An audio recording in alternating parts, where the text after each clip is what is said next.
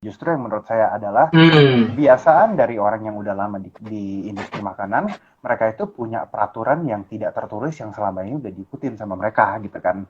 Nah, sedangkan Oke, kalau misalkan oke. kita, Contohnya, brother. Hmm. contohnya lah ya, struktur organisasi di kitchen gitu ya, selalu harus Hmm. berentetannya harus sama, selalu harus ada head chef, ada sous chef atau teman-temannya Hmm. mereka, terus per divisi Hmm. ada namanya chef de partie atau kepala Hmm. bagian, di bawahnya lagi baru ada demi chef, baru ada cook leader, Hmm. dan cook dan steward gitu.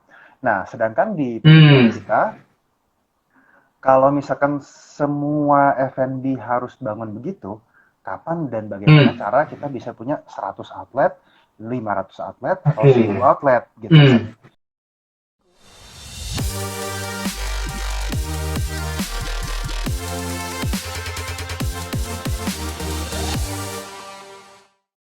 Hai guys, we are live now. Hari ini kita akan ngobrol dengan Marbio Suntanu ya, Bro Marbio Suntanu, buat teman-teman yang pengen belajar soal ini ya, soal mengelola bisnis cloud kitchen. Jadi hari judulnya cukup keren guys ya. Strategi melebarkan usaha melalui cloud kitchen di masa pandemi ala Yami Cloud. Ini satu hal yang menarik buat teman-teman yang pengen belajar tentang cloud kitchen ya, tentang bisnis F&B ya. Bagaimana sih caranya untuk bisa membesarkan, bisa memperbesar jaringan bisnis F&B Anda ya, terutama dengan cloud kitchen. Ini ilmu yang sangat menarik. Anda tidak perlu punya gerai, tapi Anda bisa punya usaha. Ini yang menarik guys ya. Jadi hari ini kita belajar dengan Bro Marbio Suntanu ya. Oke guys, sekarang sudah jam 7 pas. Kita akan undang Bro Marbio untuk masuk ke arena pertandingan. Wah, bukan ya. Ini namanya arena sharing ya, buat teman-teman supaya hari ini lebih dapat insight dari pakar ya. Jadi dari praktisi, dari expert belajar. Saya hari ini juga mau belajar karena kan kebetulan saya juga punya bisnis kuliner. Pengen belajar sama Bro Marbio gimana caranya bisa dapat funding, ini keren banget. Hai Bro Marbio. Oh, gimana? Hai, apa kabar? Baik-baik. Makasih lo udah diundang kita di sini. Kita yang makasih bro, sudah ini ya, sudah nyempatin waktu nih di tengah-tengah kesibukan ya, sudah nyempatin waktu. Kita amazing banget, senang nih ketemu sama Bro Marbio ya. Hari ini berkenalan langsung secara online. Thank you so much ya Bro Marbio sudah ini accept invitation kita, sudah mampir ke The Office, acara The Office hari ini gitu. Ini posisi di mana Bro? Masih di kantor, di rumah, atau di luar kota mungkin? Di rumah ya, karena kita perusahaan digital, sebagian besar sih kita berusaha sebanyak mungkin gitu. Yes. Jadi Bro ini banyak kegiatannya di rumah ya sekarang ya? Benar banget. Oke, menarik nih ya Bro, karena perusahaan ini digital, mau kerja dari manapun oke ya? Iya dan tidak ya, karena kan kita ujung-ujung makanan digital banget gitu ya. Jadi yes. Karena tujuannya kan kita harus support pemerintah, kita harus sebisa mungkin Yes. yang bisa di rumah dan kerja tetap efektif, ya kita coba gitu ya. Ujung-ujungnya sih sebenarnya menurut saya yang paling penting adalah control point, di mana kita bisa pecahin gitu ya. Kita bisa pecahin siapa yang tasnya apa, siapa yang bisa di rumah, siapa yang gitu. Oke, bisa diatur-atur gitu ya Bro ya. Benar banget. Nice. Ini pastinya teman-teman hari ini pengen belajar banyak nih belajar. Karena topiknya hari ini strategi melebarkan usaha melalui cloud kitchen. Wah, ini keren banget ya di masa pandemi ala Yami Cloud ya. Tapi sebelum kita ngobrol soal strateginya brother, kita pengen sekali belajar mendengarkan cerita dari Bro Mario gitu ya. Kalau orang biasanya lihat suksesnya aja gitu ya, lihatnya akhirnya aja, lihatnya enaknya saja gitu. Tapi kita pengen belajar. Mungkin teman-teman sini juga pengen belajar, karena sebagian dari teman-teman yang hari nonton mungkin hari ini masih istilahnya merangkak gitu ya, masih mungkin mereka masih barusan mulai gitu ya, atau mungkin sekarang malah ini masa-masa struggling ya brother, karena mungkin kena pandemi gitu ya, atau mungkin kena apa, akhirnya mereka juga akhirnya nggak bisa surviving lagi turun naik di semangatnya. Nah mungkin Bro boleh cerita nggak Bro kisah hidupnya sampai sekarang bisa bangun Yami Cloud dan kawan-kawan grup besar ini seperti apa Bro, kalau boleh ceritakan Bro? Boleh. Nah mungkin cepat aja tapi ya, karena I think saya mau Siap, bahas siap. lebih banyak tentang Yami Corp gitu ya. Siap. Jadi halo semua, saya Marbius Sumpanu, saya adalah co-founder dari Yami Corp. Saya lebih menangani sisi komersil dari bisnisnya ini sendiri gitu ya. Nah, Yami Corp banyak dari kita kenalnya sebagai Yami Kitchen, sebagai cloud kitchen, tapi sebenarnya kita bukan perusahaan cloud kitchen. Kita adalah perusahaan solusi makanan yang menawarkan jasa dan solusi untuk problem yang ada gitu ya sebenarnya ya. I think banyak kali orang lebih dengar ke cloud kitchen-nya, tapi sebelum cloud kitchen kita mulainya di 2019, kita perusahaannya udah mulai di 2016. Jadi 3 tahun itu kita bukan perusahaan cloud kitchen. Mungkin itu yang saya bisa ceritakan sedikit. Kalau tentang saya, ya ini bukan bisnis pertama saya. Jadi udah banyak banget yang kita pelajari dari. Saya bukan dari industri makanan dan teman-teman co-founder kita juga sebenarnya banyakan bukan dari bisnis makanan. Karena itu, pemikirannya kita dan aplikasi strategi kita lebih banyak bercampur gitu. Justru yang menurut saya adalah kebiasaan dari orang yang udah lama di industri makanan, mereka itu punya peraturan yang tidak tertulis yang selama ini udah diikutin sama mereka gitu kan. Nah, sedangkan contohnya brother. Contohnya lah ya, struktur organisasi di kitchen gitu ya, selalu harus berentetannya harus sama, selalu harus ada head chef, ada sous chef atau mereka. Terus per divisi ada namanya chef de partie atau kepala bagian, di bawahnya lagi baru ada demi chef, baru ada cook leader dan cook dan steward gitu. Nah, sedangkan di kita kalau misalkan semua F&B harus bangun begitu, kapan dan bagaimana cara kita bisa punya 100 outlet, 500 outlet atau 1000 outlet gitu. Otomatis akan mahal banget nih. Nah, akhirnya kita dari berbagai industri, saya dari hotel dan saya dari transportasi laut sebenarnya sebelumnya. Co-founder saya ada yang dari teknologi, ada yang dari venture capital, ada yang dari catering sebelumnya gitu ya. Ada yang professional CFO yang sekarang menjadi co-founder. Nah, jadi partner-partner kita yang datang dari industri berbeda berpikir bersama untuk mencari solusi yang baik, yang tidak yang ada, kalau kita boleh ngomong out of the box kali ya gitu. Oke. Jadi dari berbagai macam latar belakang ngumpul jadi satu brother ya. Itu gimana bro? Kan kalau dari latar belakang itu kan juga bukan hal yang gampang ya bro. Ini kisahnya gimana tuh bro? Benar banget. Jadi co-founder kita beruntung banget. Sebagian besar dari co-founder kita adalah CEO dari perusahaan sebelumnya. Jadi CEO berkumpul, ya udahlah kita bagaimana cari kasar ngomong, kita singkirkan ego kita, nggak usah ada yang peduli dengan title. Ya kita cari jawaban terbaik untuk semua orang gitu sih. Menurut saya apakah susah untuk menggabungkan? Sebenarnya kan enggak kan. Kita kan mencari, kita identifikasi masalah dan bagaimana mencari jawaban terbaik untuk masalah itu. Kalau misalkan mereka adalah pemikiran yang sehat dan baik, sebenarnya kan mereka juga bisa berpikir dengan cara dan experience mereka dari sebelumnya, gitu kali menurut saya ya. Yes. Jadi pertama kali bentuk itu berarti tahun 2000 berapa nih bro? 2000. Untuk pertama kali bentuk 2016 ya brother ya. Jadi 2016 itu istilahnya kayak Avenger-nya ngumpul itu ya brother ya 2016 baru di konsep dan kawan-kawan sampai ketemu konsepnya cloud kitchen ini gimana ceritanya brother? Jadi sebenarnya perjalanan kita, kalau kita cerita perjalanan tentang Yami Corp ya, jadi kita itu sebenarnya mulainya dengan cara pastinya adalah market study dan cari market solution gitu ya, itu yang pertama. Dan kita itu sebenarnya bermulai dari catering, tapi catering service. Benar. Di 2016 kita adalah catering service dengan sistem facility management untuk kantor-kantor dan gedung besar sebenarnya. Jadi kalau orang biasanya catering itu pun kasar ngomong bawa truk, bawa makanan dan masak di gedung mereka untuk service, kita tidak.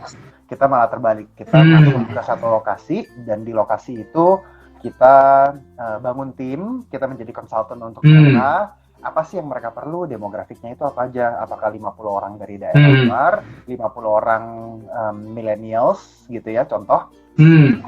Nah, dan kita cari solusi sebenarnya makanan. Kan kita tahu nih kalau orang dari luar kota, mereka kalau ditanyain tentang makanan, apalagi makanan daerahnya mereka konotasinya selalu inget neneknya masaknya gimana gitu kan. Sedangkan kita kan nggak kenal neneknya siapa gitu.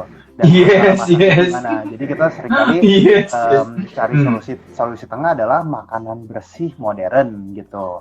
Nah, sedangkan kalau anak-anak yang millennials ini, kalau makanan solusi modern itu kan mereka kenal dan mereka itu lebih paham artinya hidup sehat dan caranya hidup sehat. Karena itu makanannya itu harus yang kayak micinnya kayak satu kantong gitu pada saat masak. Yes.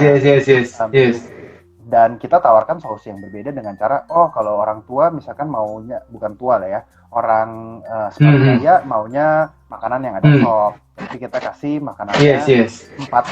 Pada salah satu klien utama kita adalah Geraha Unilever yang ada di BSD itu. Yes. Jadi kita meng-manage lantai dasarnya mereka, semua tentang fasilitas makanan mereka. Kita tawarkan 4 jenis makanan. Yang pertama adalah makanan Indonesia yang sehat, gitu. Yang kedua adalah sup, bisa jadi soto, bisa jadi sop, gitu ya. Yang ketiga adalah sandwich dan makanan sehat seperti salad. Yang keempat adalah makanan Asia atau makanan Western. Nah, itu yang pertama. Tapi kalau cuma makanan lunch doang, nggak mungkin karena mindsetnya kita adalah kita kerja bisa 8-10 hari di satu hari. Karena itu kerjaan itu 8-10 jam gitu ya, brother ya? 8-10 jam di satu hari. Karena itu sebenarnya kita punya hidup profesional adalah bagian yang sangat besar daripada kita punya kehidupan harian. Karena itu makanan pada saat kita melakukan pekerjaan menurut kita sebagai Yummy Group adalah penting. Apalagi kita kalau lagi stres carinya apa sih, supaya jajan lah, minum yang segar gitu ya, kopi dan lain-lain. Benar. Bagaimana kita bisa mengkombinasikan si visinya kita dengan makanan yang sesuai di dalam kantor dengan harga yang pas. Kalau semuanya harus dibawa dari luar, otomatis mahal. Tapi kalau semuanya bisa diproduksi di dalam gedung itu sendiri, otomatis kemungkinan besar bisa jadi murah gitu. Setelah itu, buat gedung Unilever juga kita rapiin konsep sih. Karena mereka adalah perusahaan akademik yang besar, mereka sebenarnya kan juga udah punya di brandnya mereka sendiri. Karena itu ya kita siapkan aja gitu sih. Konsep-konsep seperti dulu di Grand Indonesia ada Magnum Cafe, kita bikin Magnum Cafe miniatur. Di Buah Vita mereka ada konsep juice box, kita bikinin konsep yang makanan yang sehat dan salad dan lain-lain. Kalau misalkan di Sariwangi kita ada bikin konsep tehnya kita pecah menjadi teh aur, dari teh aurnya kita bisa bikin blend, dan dari blendnya itu sendiri kita bikin menjadi boba, jadi wedang, jadi dan lain-lain begitu. Oke.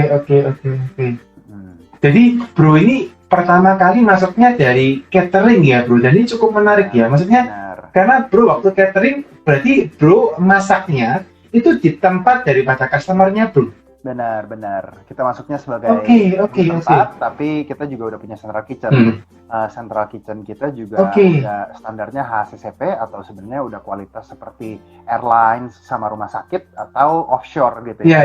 Nah, jadi memang standar kita udah mengejar standar di itu karena kita sadar tidak ada solusi makanan yang sebenarnya dicari ini. Apa yang kita kerjakan itu dicari sama perusahaan-perusahaan besar karena mereka maunya punya standar yang tinggi, tapi tidak terlalu banyak yang dikerjakan karena mahal dan sulit gitu. Oke. Menarik nih. Bro, penasaran nih bro. Ini maaf bro, saya gali lebih dalam ya bro ya. Apa bro maksudnya gini, ketika bro punya satu tempat gitu ya untuk production gitu ya, and then di tempatnya si klien gitu ya, apa enggak bro sampai sempat terpikir atau mungkin bahkan pernah terjadi bahwa kliennya akhirnya mengambil atau mengakuisisi bisnis yang bro taruh di tempatnya mereka bro? Karena kan itu sangat gampang ya, karena mereka di tempatnya mereka juga gitu. Nggak gampang ya, karena kan timnya semua punya kita. IP atau intellectual property-nya punya kita, yang bikin menunya juga kita, gitu kan. Jadi kalau misalkan mereka mau kasar ngomong take over dan jalanin sendiri, sebenarnya lebih repot. Padahal kalau misalkan mereka kerja sama-sama kita, mereka hanya perlu ngobrol dengan satu orang, which is manajer di outlet kita dan tim dari manajemen kita, contoh gitu ya. Nah, kalau mereka mau ngurusin sendiri, artinya kan mereka harus ngurus, kalau kita ngomong karyawan di Unilever, contoh 40 hampir 50 orang gitu, dengan shift yang berbeda-beda. Otomatis kan mereka harus mengurus 50 orang, bukan mengurus satu orang gitu kan. Jadi malah jadi solusi, malah jadi repot gitu. Oh, oke. Berarti kalau perlu sempat sampaikan bahwa 50 sampai 60 orang itu berarti levelnya lebih ke arah maksudnya yang sudah staff gitu ya di dalam perkantoran ya, bukan yang maksudnya kita makannya misalnya mohon maaf nih misalnya dalam di pabrik itu bukan seperti itu berarti ya untuk yang target marketnya berarti kita di dalam kantor gitu ya, kantornya Unilever di dalam kantor ya, sekitar 1.200 sampai 1.500 orang per hari yang datang. Nah, jadi otomatis itu yang kita serve untuk mereka. Jadi kita serving untuk Unilever, untuk Wings, untuk American Embassy Indonesia sekitar 1.000 orang. Untuk sekarang kita juga untuk jalanin untuk Huawei, untuk Blibli, untuk JDID, untuk PP gitu ya. Lumayan sekarang. Nah, kita asalnya mulai dari catering sebenarnya. Tapi nanti kita akhirnya grow lebih dari itu. Di tahun 2018 kita launching, kita punya aplikasi handphone namanya Yummy Box. Sekarang kita ini sudah kita selesaikan karena kita sadar di tahun 2019 pada saat COVID ini bukan bisnis yang cocok, karena itu we stopped it gitu. Di tahun 2019 kita mulai kalau kitchen pertama kita. Nah, kalau kita ngomongin kalau kitchen, sebenarnya kita yang pertama di Indonesia definitely, karena pada saat itu di internasional pun baru ada satu, namanya cloudkitchen.com by Travis Kalanick, ex-co-founder dari Uber itu sendiri gitu. Nah, tapi konsepnya mereka berbeda. Konsepnya mereka adalah cloud kitchen rental, punya akuisisi tanah, akuisisi lokasi, dipotong kecil-kecil dan disewakan keluar. Sedangkan kita sadar misalkan di Indonesia terlalu banyak orang yang bukan bank lah ya, banyak keluarga konglomerat yang sebenarnya uangnya unlimited. Jadi jadi kita agak decided untuk jangan arah ke sana gitu. Yes. Jadi mulai switching akhirnya brother ya. Benar. Terus akhirnya di 3 bulan yang lalu kita baru launching satu produk lagi namanya Yummy Shop. Nah, Yummy Shop ini tujuannya sebenarnya kita menggabungkan, banyak orang di F&B itu menginvestasikan promosi dan marketing sebagai dua hal yang berbeda. Di mana mereka melakukan promosi dari aplikasi delivery itu sendiri, tapi mereka juga melakukan marketing dengan KOL, dengan brand ambassador di sosial media mereka. Nah, artinya kan sebenarnya mahal banget nih, udah harus bayar social media endorser gitu ya. Ya benar, harus bayar endorser, tapi mereka di waktu yang sama juga mereka harus bayar lagi untuk promosi dengan diskon 20-50% gitu kan. Nah, apa yang kita lakukan adalah kita mengganti link yang biasanya ada di kalian punya profile, supaya pada saat diklik itu bisa langsung masuk ke menjadi menu yang tinggal diklik dan bisa self checkout gitu. Otomatis kita menggabungkan yang tadinya promosi yang harus dibayarkan dengan 50% sekarang ditiadakan, malah bisa order menjadi bisa mengaktifkan kalian punya social media menjadi self checkout store gitu ya, atau independent store. Oh, oke.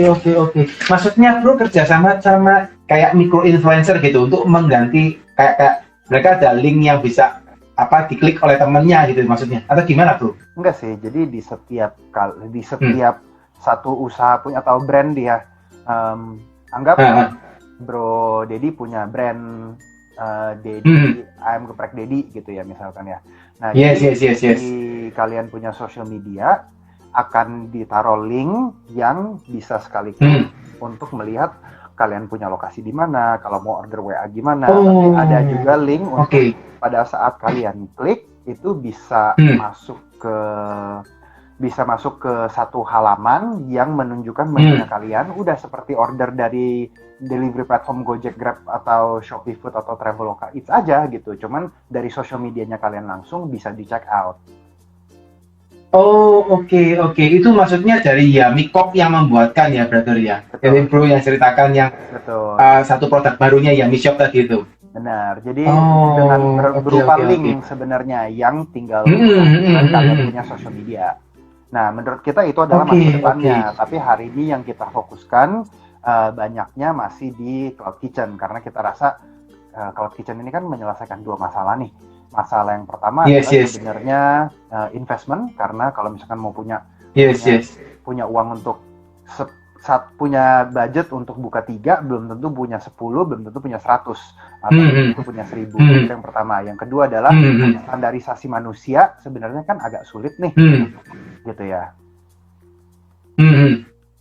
Gitu aja, standarisasi manusia untuk training dan lain-lain, itu yang harus kita rapiin aja sih sebenarnya. Oke.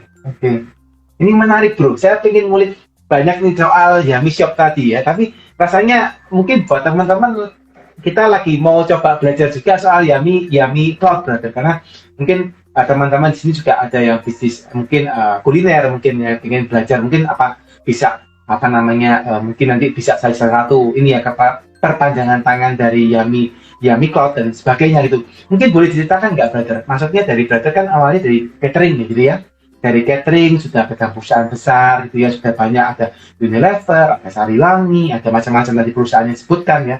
Lalu kondisi pandemi akhirnya mungkin mereka berkurang ya, brother ya, ada yang WFH, ada yang sama sekali tidak ke kantor. Akhirnya bisnis bro juga terdampak kan gitu ya. Akhirnya shifting dari ke Yummy Box tadi juga, terus ada Yummy Shop dan juga Yummy Cloud juga, brother ya, yang dilakukan ya. Namanya Yummy Kitchen. Yummy Kitchen ya, oke, siap. Nah, itu gimana, brother? Maksudnya konsepnya dari Yummy Kitchen ini seperti apa, brother, yang dilakukan gitu? Nah, jadi kalau Yummy Kitchen itu kan sebenarnya kita adalah Cloud Kitchen Operator Service, di mana kita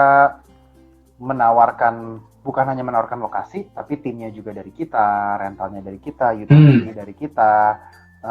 Basically kalian cuma mengirim barang, kita pakai brandnya kalian, timnya punya kita, dan kita masakin dan kita listing di platform Gojek, Grab, Traveloka, dan Shopee Food gitu. Jadi basically seperti membangun digital franchise aja sebenarnya ya. Oke. Jadi yang masakin itu dari tempatnya Yummy Kitchen, tapi yang menjualkan dari orang lain. Dari timnya kita juga, tapi kan kita kan selalu jualnya dengan listing platform Gojek sama Grab, Traveloka, dan lain-lain gitu ya. Jadi memang marketplace-nya milik orang lain, karena marketplace itu permainan yang sangat berbeda ya.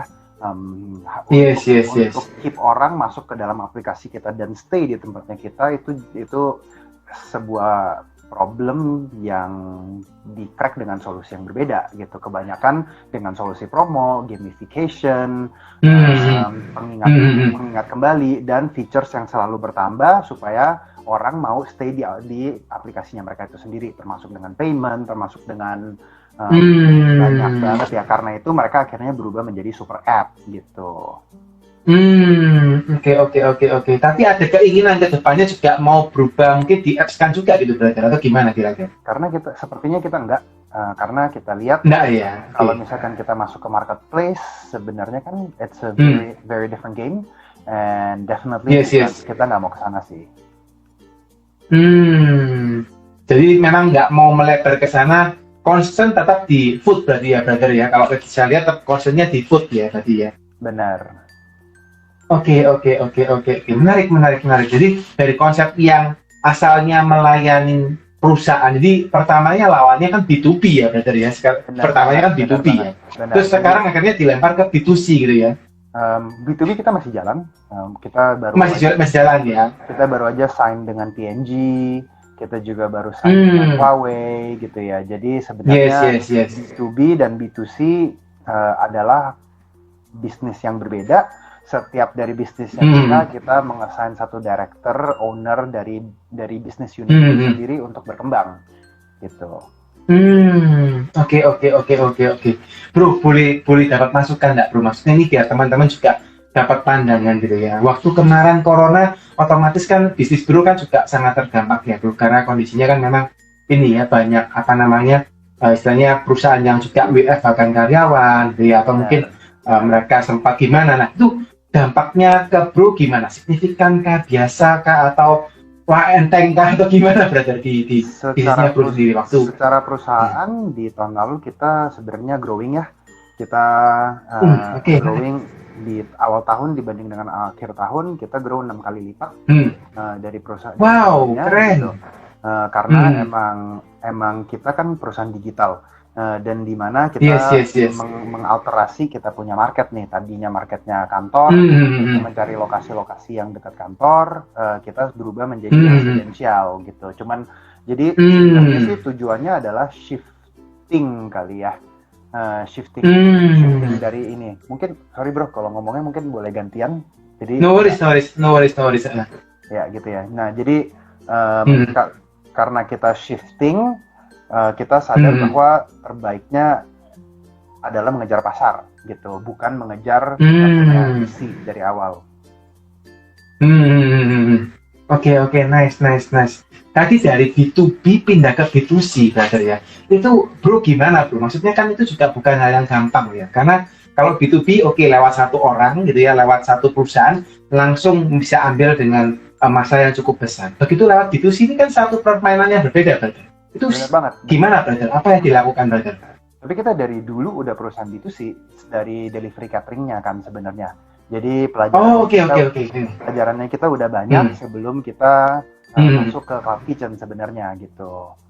Oke. Ini sorry, saya yang kurang nangkap. Jadi dulunya pernah sudah memang kondisinya di B2C dulu ya, baru lari ke B2B, ini sekarang B2C and B2B sekarang tadi ya. Bukan, justru kayak tadi saya jelasin kan Hmm. di Hmm. cateringnya kita adalah B2B. Yes. Setelah itu kita masuk ke delivery catering, which is udah B2C. Setelah itu kita baru masuk ke cloud kitchen, itu B2C lagi. Jadi pelajarannya kita sebenarnya udah cukup banyak pada saat kita mulai masuk ke cloud kitchen gitu. Oke. Ini mohon maaf ya guys ya, ini moderatornya rada loading ini. Dengerin dari bro. Ini ceritanya cukup apa keren ya, maksudnya saya dengerin oke, dari bisa switching segitu cepatnya ya. Oke, nice brother, nice. Nah, brother waktu masuk ke cloud kitchen gitu ya, strategi apa brother yang dilakukan sampai bisa akhirnya bisa mengembangkan, jadi bro sempat cerita bahwa sampai 6 kali lipat malah bro-nya dari bulan lalu tahun lalu ya brother ya. Benar, karena kita lihat sebenarnya balik lagi ya, yang paling penting apa sih? Yang paling penting adalah kita menjadi solusi. Solusi ini ada dua nih. Satu dari client orientation, satu dari consumer orientation gitu. Nah, kalau dari yang client orientation, kita harus lihat mereka perlunya apa sih pada saat mereka grow satu bisnis.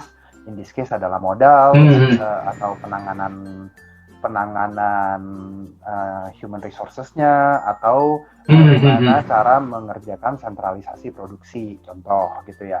Sedangkan kalau misalkan dari sisi customer-nya, otomatis mereka maunya ada promo, mereka maunya kualitas makanan yang bagus, mereka maunya makanan yang aman, belum tentu sehat karena yang penting enak kalau untuk consumer kebanyakan, tapi bagaimana ditangani oleh perusahaan yang aman, bukan dari kasar ngomong mom and pop ya, di mana mom and pop banyak sekali tidak diajarkan food safety atau makanan itu sebenarnya nggak boleh di luar ruangan selama 4 jam lebih, harus masukin kulkas nanti baru dilakukan pemanasan lagi. Nah, hal yang seperti itu sebenarnya seringkali tidak diajarkan sama siapapun karena banyak orang yang masuk ke F&B dengan cara autodidak dan belajarnya mereka cium udah basi ya udah nggak boleh dijual. Tapi kan sebenarnya F&B ini menurut saya adalah science dan juga art gitu ya. Art itu dari sisi makanannya, dari sisi rasanya, dari sisi warna, keenakannya. Tapi science itu dari sisi bagaimana memilih makanan yang tepat, bagaimana melakukan handle makanan yang baik, dan gitu sih sebenarnya. Nice. Jadi lebih mikirkan juga dari aspek-aspek seperti itu ya brother ya, yang dipikirkan ya, bukan hanya masalah rasanya gitu aja brother ya, atau mungkin murahnya saja, tapi tetap harus dari aspek-aspek yang bersangkutan ya brother ya. Benar banget. Nice. Oke, brother pengen tahu brother, ini pengen belajar juga. Mungkin dari brother kan sempat cerita gitu ya, kalau apa namanya, bahwa kondisi di pandemi kemarin gitu ya, bahwa brother bisa naik malah 6 kali lipat, malah yang padahal yang di lain-lain orang-orang itu malah istilahnya juga banyak yang berguguran brother gitu ya, banyak yang juga mereka kondisinya juga kembang kempis gitu ya, mau apa namanya, bertahan saja misalnya gitu ya. Nah mungkin apa namanya ini brother, apa ada brother strategi-strategi yang dilakukan kan, pertama kalau misalnya berkembang itu kan porsinya cuma ada mungkin beberapa ini ya brother ya, maksudnya beberapa hal yang mungkin yang ya, mungkin yang pertama kan bisa istilahnya mengakuisisi customer, memperbesar pasar customernya brother, atau mungkin memperbanyak basket daripada setiap customer gitu. Tapi kalau 6 kali lipat kan saya rasa mungkin pasti mengakuisisi customernya lebih banyak brother ya. Itu gimana brother? Maksudnya benar. Jadi maksudnya dilakukan apa brother? Menurut saya sih cara mengembangkan satu usaha F&B kan sebenarnya banyak. Yang pertama adalah adalah buka lokasi lebih banyak. Yang kedua adalah memiliki brand lebih banyak atau brand partner lebih banyak. Yang ketiga adalah kayak tadi ya, bikin promo, memiliki kalender festif gitu ya. 1 tahun ke depan kita mau punya program apa aja, dan memiliki inisiatif-inisiatif yang berbeda gitu. Jadi dengan kombinasi dari banyak, dengan bekerja sama dengan perusahaan-perusahaan lain, kita kombinasikan pada saat itu, kombinasikan dengan B2B dengan B2C, penjualannya otomatis akan lebih baik dengan lokasi-lokasi yang tepat. Seperti tadi ya, tadinya orientasinya di kantor, sekarang kita orientasinya ada di residensial gitu. Yes. Jadi bro memperbesar juga lokasi daripada kitchen tadi ya kondisinya ya. Benar. Number of kitchen sama space untuk memuat satu lokasi bisa muat berapa brand gitu. Oh, jadi satu lokasi bisa beberapa brand yang langsung masuk ke sana gitu ya. Benar. Oke. Jadi kalau seperti ini berarti maksudnya kalau di Yummy Kitchen sendiri itu tidak membuka maksudnya franchise secara ini brother ya, secara apa namanya literally seperti kan misalnya kita lihat ke Baba Raffi misalnya, itu kan dia buat franchise secara kontainer. Tapi kalau di Yummy enggak melakukan seperti itu brother, atau seperti apa mungkin? Kita bukan perusahaan franchise, jadi semua kita hari ini punya 80 outlet, kita 30 dalam pembangunan, tapi kita punya budget untuk 200 outlet ke depan gitu ya. Nah, jadi semua outlet kita yang jalankan. Karena kita sadar kalau misalkan dijalankan ke orang lain, biasanya standarnya akan berbeda-beda nih. Karena orang satu dengan orang kedua dengan orang ketiga sebenarnya berbeda-beda kualitasnya atau level penjagaan atau sistemnya. Jadi kita lebih prefer kita yang mengurus dari buka sampai day to day work-nya juga kita gitu. Oke, nice. 80 outlet dan soon masih sekitar 200 outlet ya brother ya. Ini satu hal yang menarik ya brother ya. Oke bro, penasaran nih bro, ini kalau maksudnya buat teman-teman juga salah satu hal yang sulit gitu ya, maksudnya nggak tahu mungkin bagi mereka sulit, bagi bro gampang gitu ya. Ini kan kalau kita ngomong kitchen brother gitu ya, itu kan juga tadi bro sempat sampaikan bahwa pasti juga berhubungan dengan chef gitu ya, atau mungkin minimal sebagai koki gitu ya, kalau misalnya kita punya resep dan kawan-kawan gitu ya, atau yang production gitu ya. And then how you manage about the people brother in your company? Definitely struktural ya, itu yang pertama, dengan SOP, dengan punishment dan reward, bagaimana cara mereka bila melakukan hal yang baik kita kasih reward, bila ada barang kekurangan atau packaging control contoh dan sistem-sistem seperti itu sih, dengan layers of system kita bisa mengontrol di lapangan. Apakah setiap outlet kita punya chef? Sebenarnya tidak, tapi dengan cara mensentralisasi makanan, misalkan menunya sudah dimarinasi atau sudah di par fry atau setengah goreng, pada saat nyampe di outlet dalam keadaan beku, kita tinggal goreng ulang lagi, tambahin saus, berangkat contoh gitu ya. Jadi kita mengeliminasi sistem sistem high touch, contoh seperti Starbucks deh gitu ya sebenarnya ya. Yes. Jadi satu orang bisa mengerjakan semuanya, mulai dari cashiering, mulai dari pegang makanan assembly, atau mulai dari bersih-bersih gitu ya. Jadi mereka juga punya career growth, mulai dari bawah, tapi sampai mereka nyampe ke atas, mereka bisa menjadi area manager.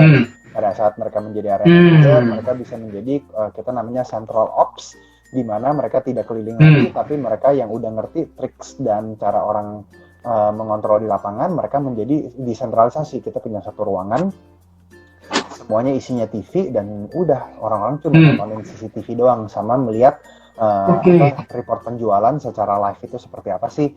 Kasirnya juga kita udah tidak taruh di outletnya kita sendiri, kasirnya itu punya central command, menerima orderan, bisa lihat cek stoknya kurang lebih ada apa enggak. Terus kita di outlet itu cuma dapat printed dan keluar, oh ya udah ini bisa langsung diproduksi untuk dijual gitu. Keren. Wih, sampai sedetail itu berarti ya sudah dilakukan ya. Jadi mulai systemizing-nya sudah by software, by tools juga gitu brother ya. Iya, benar banget. Iya, ini keren banget nih. Jadi waktu jalan gitu ibaratnya kan semuanya sudah autopilot ya, brother ya. Jalan semua by system dan kawan-kawan gitu. Apa masih perlu orang HR, brother? Atau sudah by system semua, by tool semua gitu waktu di lapangan? Tetap perlu ya, karena kan ujung-ujungnya pada orang yang memasak kan tetap manusia, itu yang pertama. Yes. Mungkin suatu hari kita bisa masuk robotic arms, tapi hari ini kita belum punya budget dan kita belum arah ke sana sih sebenarnya ya. Karena satu dan lain hal, menurut kita kondisinya belum ready untuk masuk ke robotic arms. Tapi apakah kita perlu HR? Pada saat setiap kali kita berkembang untuk membuka lokasi yang baru, kita memerlukan orang yang baru, otomatis kita akan perlu HR. Oke. Penasaran, brother. Ini kalau saya ini mau brother, kalau udah tanya, jadi saya nanya rada dalam, brother ya. Kalau misalnya ternyata rada konfidensial, brother boleh cut gitu ya, nggak apa-apa gitu ya. Nanti kalau memang boleh di-sharing buat teman-teman, please, brother bisa sharing biar teman-teman juga bisa belajar gitu ya, brother ya. Mungkin brother pengen tahu, untuk misalnya brother buka outlet gitu ya. Ini kan tadi saya lihat satu hal yang menarik gitu ya, karena brother sempat cerita ketika buka, satu orang ini bisa kasir gitu ya, satu orang yang sama juga bisa assembly gitu ya, maksudnya yang meracik makanannya gitu ya. Benar. Satu orang yang sama juga bisa bersih. Ini keren banget loh, brother. Maksudnya kan kita nggak banyak gitu ya, maksudnya biasanya kalau yang bersih ya orang sendiri gitu ya, yang masak ya orang sendiri, yang kasir ya orang sendiri. Nah ini kalau brother ketika buka satu outlet, brother, itu berapa minimal harus punya berapa tim, brother, yang ditugaskan di lapangan, atau maksudnya bagiannya seperti apa? Tergantung ya, I think kita ramping up mulai dari yang kecil. Kalau misalkan brandnya belum banyak, kita bisa mulai dari 5-6 orang, tapi di outlet yang rame bisa sampai belasan sebenarnya. Jadi jadi beberapa poin untuk kontrolnya adalah revenue, terus luasnya, dan ada berapa brand. I think tiga poin kontrol dari sana sih sebenarnya, karena kita udah eliminasi posisi seperti kasir dan lain-lain, justru di sana malah tidak diperlukan.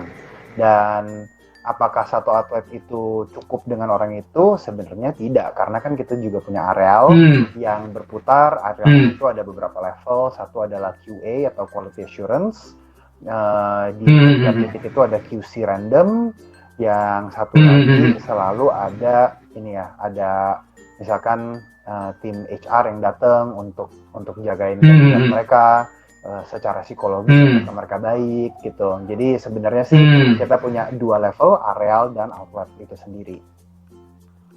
Oke. Jadi yang HR pun mereka keliling ya, brother ya. Mereka liatin secara psikologi, mungkin apa dengan cara teknik bertanya, atau mungkin ajak ngobrol gitu ya, brother ya. Nice. Ini benar-benar udah lean management nih, keren banget nih. Ini buat teman-teman yang barusan buat F&B harus mulai belajar, guys ya. Ini soon future in F&B ya, seperti yang diceritakan sama Bro Mardio ini, guys. Ini very nice ya, very nice. Oke. Brother, tadi saya sempat ini ya, sempat baca gitu ya, bahwa Bro punya ribuan menu masakan, brother, gitu ya. Apa benar, brother ya? Sampai berapa ribu gitu kalau nggak salah ya? Hari ini listing yang kita urusin sekitar 700 lebih gitu ya. Jadi kalau satu listingnya ada 10 menu, berarti kan udah 7.000 gitu ya.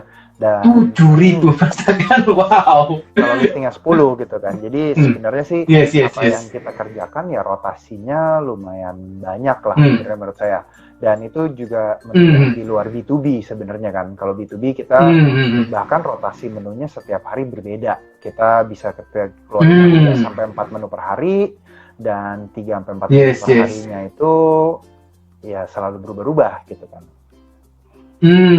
Oke. Menarik nih. 7.000 menu ya, brother ya. Biasanya kalau 7.000 listing resto ya, 7.000 menu 7.000 listing ya. Iya. Yes.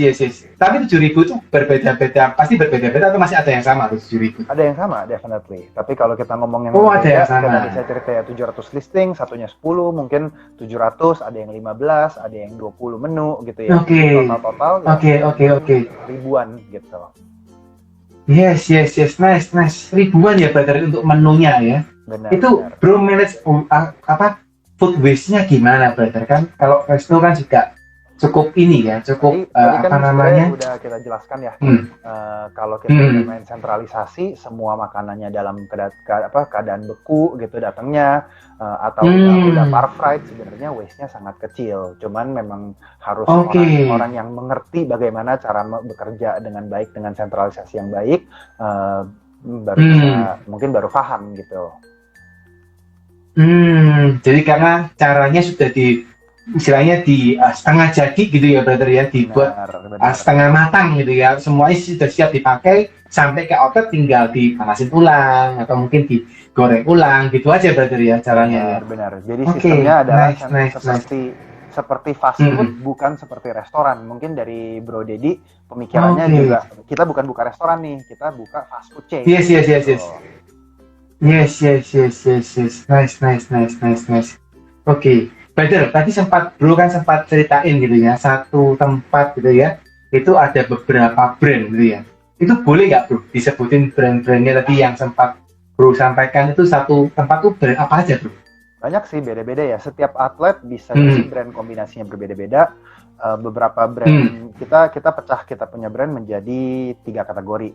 50% dari brand kita adalah brand yang udah established. 30% dari brand kita adalah brand yang upcoming and trending, 20% adalah SMB sebenarnya, atau small medium business. Nah, dari beberapa brand kalau saya sebutin Daily Box gitu, contoh Daily Box kita handle 30 lokasi Daily Box. Terus si Ponat Donat juga banyak, level international brand seperti Kyochon, beberapa Ismaya brand juga di tempatnya kita. Terus kalau kita ngomong coffee, ada beberapa yang kayak seperti Forestry, terus Nikan, atau apa ya, terlalu banyak sih ya, saya juga sering bingung karena kita total lebih dari 60 brand yang udah join di dalam Yummy punya sistem gitu sih. Oke. Jadi termasuk Nikan pun itu juga Bro yang tangani ya untuk ini ya, sistemnya ya. Benar. Oke. Nice. Jadi banyak yang memang akhirnya brand-brand itu malah dibawa undernya ini Yummy. Keren. Bukan under Yummy sih ya. Jadi kita sebagai perpanjangan tangan untuk operasinya mereka. Tapi brand kepemilikan mereka, kita tidak memiliki ownership. Kita membantu mereka untuk finishing kitchen dan jual listing di Gojek, Grab, Traveloka, dan Shopee Food aja gitu. Tapi operasional masih tetap Bro yang tanganin atau sudah dilempar ke mereka? Operasional tetap kita yang ngurusin gitu.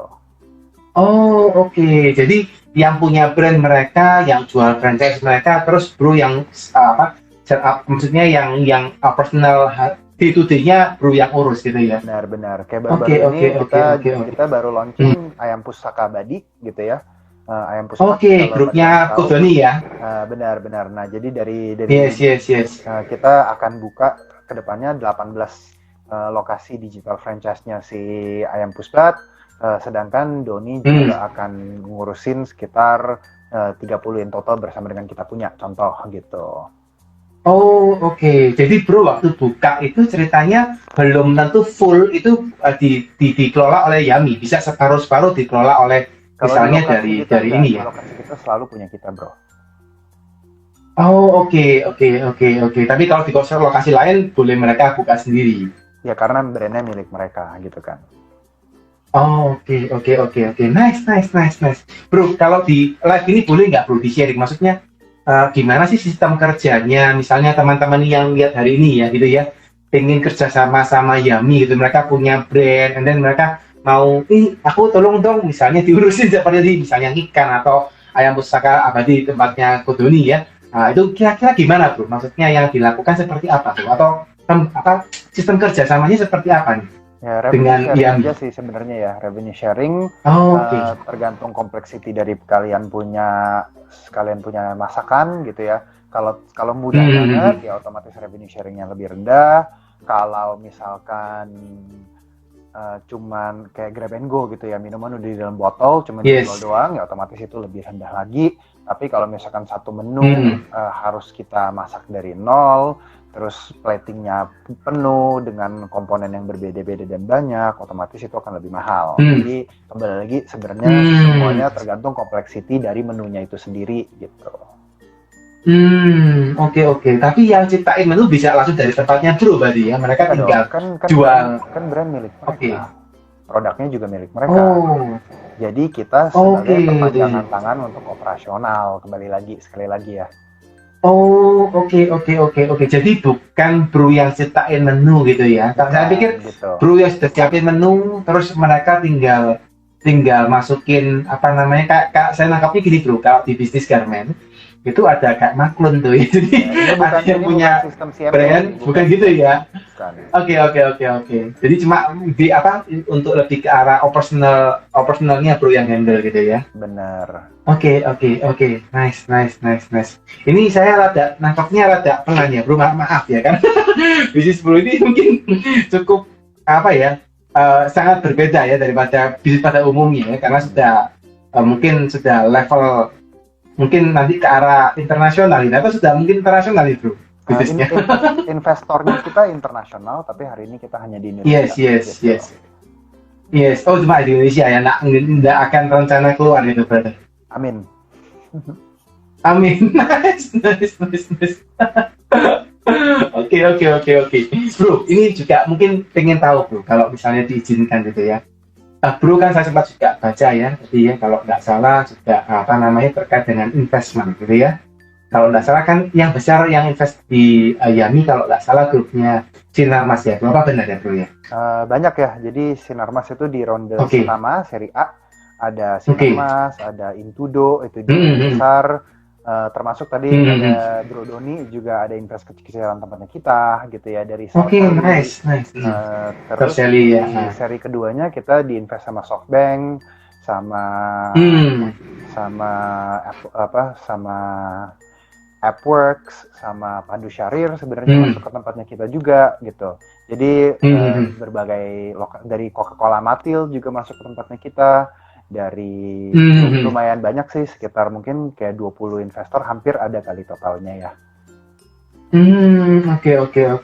Itu gimana brother? Kalau misalnya ini buat teman-teman juga belajar gitu ya. Maksudnya ketika diinvest oleh investor itu apa brother yang dirasakan, apa yang diharapkan, atau tekanan apa brother yang dirasakan ketika mendapatkan investasi yang jumlahnya cukup besar dari luar brother? Definitely. Sebenarnya sih menurut saya perusahaan bisa diinvestasi itu kan sebuah journey ya. Bukan berarti kita ciptakan satu usaha dengan tujuan diinvestasi, sebenarnya nggak pernah boleh begitu. Kita pada saat menciptakan satu bisnis itu kan menjadi solusi dari problem yang ada di dunia gitu kan. Nah, pada saat problemnya kita harus ngerti dulu pada saat kita ngomong investasi, pre-series itu apa, series A itu apa, series B itu apa, C dan D itu apa gitu kan. Nah, kalau kita ngomong pre-series, pada saat kita memiliki ide Nah, kita berani masukin berapa duit untuk merealisasi idenya kita, itu yang pertama. Yang kedua adalah pada saat kita punya ide sudah sedikit terrealisasi, kita udah harus mikirin, ini series A nih ya berarti ya. Kita udah harus berpikir bagaimana cara kita membuktikan teori yang tadinya terlihat untuk berkembang menjadi lebih besar gitu kan. Nah, di seri B yang paling banyak sebenarnya satu perusahaan gagal itu adalah dia dapat seri A tapi dia tidak dapat seri B. Kenapa? Karena seri A itu membuktikan teori kita benar. Seri B itu pada saat teori kita sudah benar, bagaimana cara kita mengembangkan usaha kita menjadi lebih besar lagi. Gitu. Nah, jadi pada saat kita nyampe seri B, ya tujuannya adalah pengembangan, udah bukan proving teori lagi, gitu menurut saya ya. Nah, di seri C dan seri D ya sama, seperti bagaimana cara go nationwide, terus bagaimana cara international. Nah, itu adalah stage dari investment yang berbeda-beda sebenarnya. Oke. Jadi di seri B itu sudah mulai lagi kepada ngembangin gitu ya. Benar. Seri C lebih lagi go nasional or go internasional yang Bro sampaikan tadi ya. Benar. Oke. Kalau di Yami sendiri sekarang sudah sampai ke seri apa brother sampai sekarang? Kita udah di seri B dan ya kita baru ada penambahan sih sebenarnya dari BRI Venture untuk penutupan seri B-nya kita gitu. Oke. Jadi habis B nanti melangkah lagi ke C nih brother ya. Amin. Sekali lagi amin. Keren ini. Ini bisa jadi salah satu unicorn di versi F&B nih brother ya. Amin. Sekali lagi. Keren. Ini buat teman-teman pastinya ini satu ilmu yang luar biasa ya guys, diceritakan sama Bro Marbio ya, banyak hal yang diceritain mulai gimana awalnya sampai bisa akhirnya bisa ini ya surviving, bisa didanain dan kawan-kawan. Ini teman-teman kalau misalnya ada pertanyaan, teman-teman silakan gunakan kolom question ya. Jadi di sebelah kanan bawah ada question, kalau teman-teman mau tanya, tidak akan saya sampaikan ke ini Mario ya, saya sampaikan. Oke, Brother, menindaklanjutin Brother tadi, saya juga ingin tahu nih Brother kalau tidak salah buka usaha yang ini kan juga ada, kalau tidak salah dukungan dari saudara Brother ya. Benar ya Brother ya? Atau apa? Bareng sama kakak dan adik saya malah sebenarnya ya sekarang.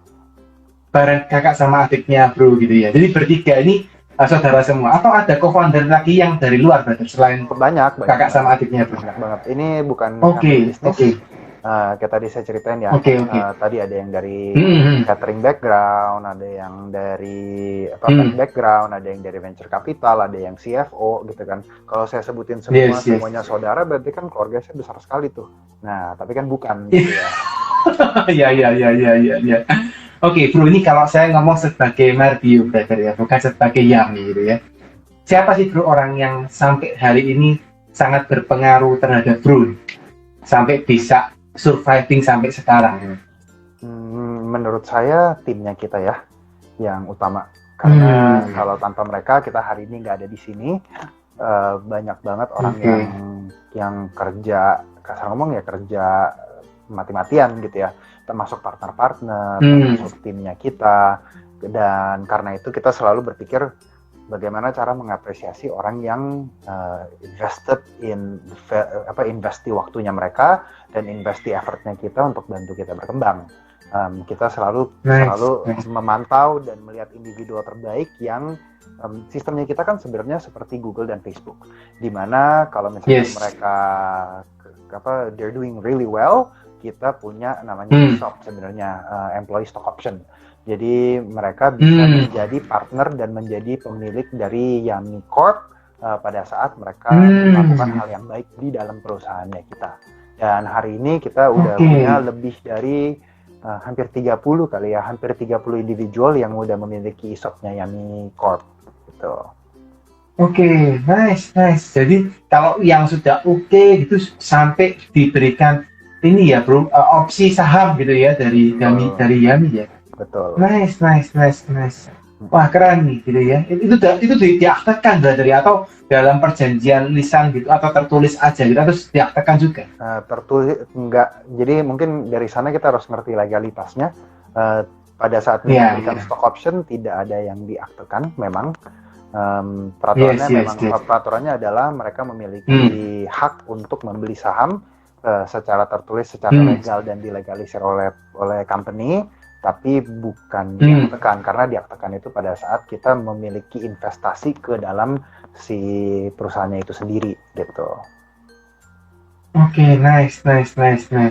Ini menarik ya guys, buat teman-teman. Ini mungkin kalau ditonton oleh mungkin timnya ya, Mikop ini keren ya, pimpinannya very humble ya. Benernya saya dipikirkan, kalau mohon maaf nih bro ya, maksudnya bisa tanya sama pembicara atau narasumber lain, siapa sih yang berpengaruh, biasanya ngomongnya kalau enggak istri gitu ya, kalau enggak orang tua gitu ya. Setelah ini lu ngomongnya langsung ke tim gitu ya, kalau yang timnya dengerin bisa rasanya kayak ngawang-ngawang gitu temen-temen. Bisa langsung wah berbahagia gitu ya, karena pimpinannya langsung ngomong timnya yang sangat berpengaruh. Wah keren, very humble ya. Oke. Ini satu pelajaran ya teman-teman ya, meskipun sudah sebesar ini gitu ya, dananya sudah, kalau teman-teman lihat baca di beritanya udah ya nolnya udah banyak lah yang sudah masuk dananya. Iya, itu bukan perusahaan lagi yang baru miliaran guys, ini perusahaannya sudah wah very big ya, tapi very humble bro Mario. Salut brother, salut. Thank you. Oke. Nice, ini very nice conversation brother ya, buat teman-teman juga pasti banyak insight juga. Mungkin brother terakhir pertanyaan saya, karena saya juga lihat ternyata sudah 1 jam, hampir 1 jam ya kita ngobrol-ngobrol panjang lebar, dan saya yakin dan percaya kepada teman-teman sudah cukup banyak insight gitu ya, atau mungkin bagi yang barusan pertama dengar mungkin agak panas gitu ya, berusaha catch up ilmunya Bro Mario ya, yang sudah luar biasa. Buat teman-teman pasti belajarnya, oke ini apa nih ya, cloud kitchen apa itu, pasti belajarnya cukup ini ya, harus belajar lebih ya untuk mengerti. Saya kan punya waktu 5 tahun untuk belajar ya, sedangkan ini cuma 1 jam untuk catch up, jadi menurut itu ya mungkin yes. mungkin perbedaan waktu kalau menurut saya ya. Yes. Tapi nice brother, very nice. Maksudnya sharing keluar ini sangat memberkati pastinya. Pasti teman-teman juga banyak yang terbuka ya, karena saya pun juga banyak yang saya pelajari hari ini. Thank you banget. Oke. Terakhir mungkin brother, sebelum kita tutup brother ya, supaya juga saya tidak mengganggu waktunya bro juga bersama mungkin keluarga, karena sudah lewat malam gitu ya. Mungkin penutup terakhir brother, mungkin kalau bro izinkan, kira-kira bro sebagai seorang business owner, seorang co-founder juga dari perusahaan yang segini besarnya gitu ya, dimana juga mungkin bro merintis hal ini juga tidak mudah, karena ya mungkin kurang lebih sudah lebih dari 5 tahun ya, tapi bisa berkembang very fast, very huge gitu ya, sampai bisa dipercaya oleh banyak investor gitu ya. Mungkin apa tips-tips yang mungkin perlu atau bisa disampaikan kepada teman-teman, terutama entrepreneur yang hari ini lagi fighting, hari ini mungkin masih kehilangan mimpi ya mungkin gitu ya bro, atau mungkin nggak tahu apapun yang mereka hadapi, ada nggak bro mungkin semangat atau penutup dari bro untuk mengakhiri hari ini? Menurut saya gini sih, kalau saya bisa kasih 1-2 kata ke teman-teman, pertama-tama gini, kita ada di kondisi di mana kita selalu ada kesempatan dalam kesempitan, itu pepatah yang udah biasa banget gitu ya, yang selama ini dipakai. Dan menurut saya gini, karena COVID ini banyak banget perusahaan yang tadinya besar bangkrut atau terpaksa dirumahkan atau mengecil atau bahkan berubah gitu ya. Nah, jadi kepada yang belum memiliki perusahaan atau entrepreneur baru, menurut saya ini adalah kesempatan karena kita kena reset button nih, dimana pada saat kita ini mulai dari start, semua orang mulai dari nol kasar ngomongnya. Ada yang jadi satu kesempatan di mana kalau kita bisa larinya cepat, atau kita lebih lincah, atau kita lebih serius gitu ya, atau kita lebih berdedikasi, menurut saya itu adalah momen di mana kita bisa jadi the next big thing. Itu yang pertama. Kepada teman-teman yang udah punya usaha di kondisi pandemi ini, menurut saya justru kita harus berani bergerak, jangan tinggal diam saja. Kita harus lihat opportunity seperti apa, jangan takut susah, karena kondisi aja udah susah nih gitu, jadi jangan takut susah lagi menurut saya gitu. Jadi mungkin cari jawaban yang baik untuk solusi yang baik dengan market penetrasi yang berbeda orang kan tetap ada. Kalau yang konsumsi bisnis kita atau makanan usaha kita adalah orangnya masih ada, tapi kita harus berpikir di mana cari pasar, di mana cari orang itu. Kalau kepada bisnis-bisnis yang justru B2B banget gitu ya, apakah kita bisa konversi ke B2C, apakah kita bisa lirik negara lain, apakah kita bisa lirik kota-kota lain yang sedang berkembang yang bukan hanya di Jakarta, contoh gitu ya. Apakah kita bisa mengepakkan usaha kita dengan sistem kemitraan atau franchise. Nah, menurut saya itu dengan pemikiran yang berbeda, dengan kita harus mencari solusi terbaik untuk kondisi kita hari ini. Yes. Itu nice, dari saya. Nice. Jempol 4 bro. Luar biasa ya, buat teman-teman yakin dan percaya hari ini pasti dapat berkat ya dari apa yang disampaikan oleh Bro Mardhio ya. Teman-teman yang merasa terberkati boleh dong dikasih jempolnya, dikasih like-nya biar Bro Mardhio juga ini ya tahu bahwa apa yang Bro Mardhio sampaikan kepada teman-teman juga bisa sampai bisa juga menjadi inspirasi buat teman-teman gitu ya.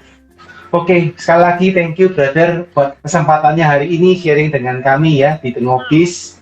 Very insightful ya. Thank you so much brother. Thank you so much buat teman-teman juga. Jangan lupa follow Mardhio, follow Yummy Corp ya supaya juga bisa tahu ya perkembangan dari Yummy Corp ya Yummy Kitchen ya. Oke, thank you so much brother. Thank you. Semoga terima kasih. Berkati ya. Salam buat keluarga brother. Thank you. Bye bye.